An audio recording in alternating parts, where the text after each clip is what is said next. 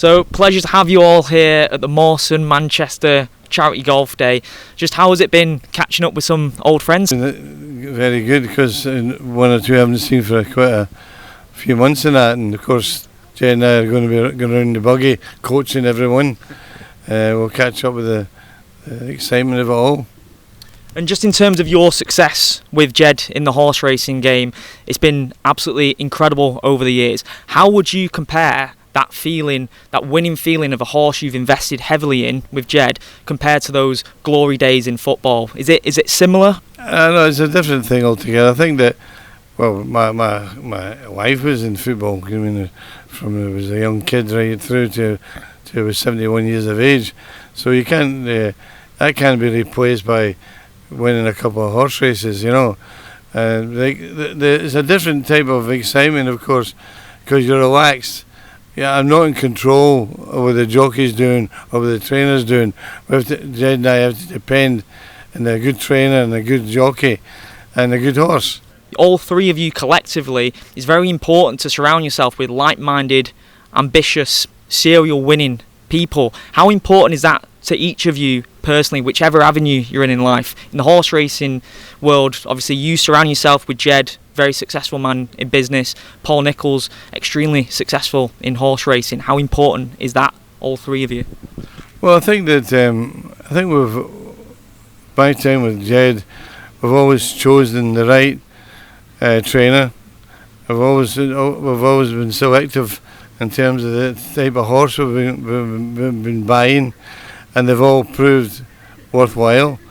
And you know, the great thing about the horse racing is that you're not a certainty to win every race, but we've had a share of winning, and that has been, and particularly in places like Bahrain and Saudi Arabia, which was fantastic.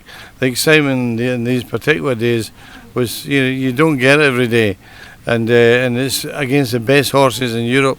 You know that as well, Andy, don't you? Whenever you come into these events, networking, you're picking the brain of Sir Alex, you're picking the brain of Jed every time you're in the company. There's always something to take away and embody in your life and your work as well, isn't there? Yeah, 100%. You know, every day is a school day, isn't it? And you're around these amazing people who achieve great things in sport and in business and things like that, and you can learn from these people. And I've learned a lot being with Morson now for over 8 years. I've learned a lot about myself. I've learned a lot about the structure of my foundation, who I need to have there working for me, and bring the right people in to get to where I want to be.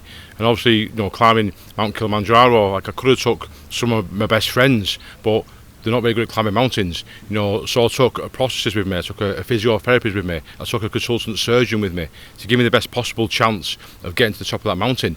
And it worked, because I surrounded myself by people who I knew were high achievers and people I knew could get me to where I wanted to be as well. Final one, all three of you are guys that you can't keep still. For example, you, when you left football, that feeling of winning was something that was never going to leave you, so you go and make a huge impact in horse racing. How important is it to stay humble, stay grounded, but also keep striving for greatness, even when it seems like one journey might be coming to an end in one aspect of your life? Well, I've known the lads for a long time, and my experience in life tells you one important thing. One, never get carried away.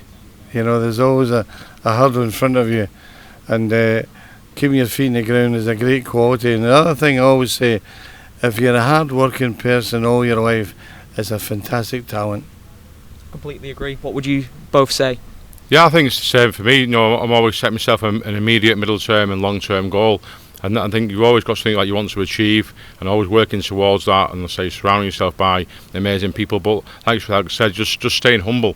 I remember where I'm from. I remember living on a council flat in Parr in St Helens before I joined the armed forces. So I can go and talk to a homeless person, I can go and talk to a celebrity, and I talk to everyone exactly the same. Just be yourself and just be kind.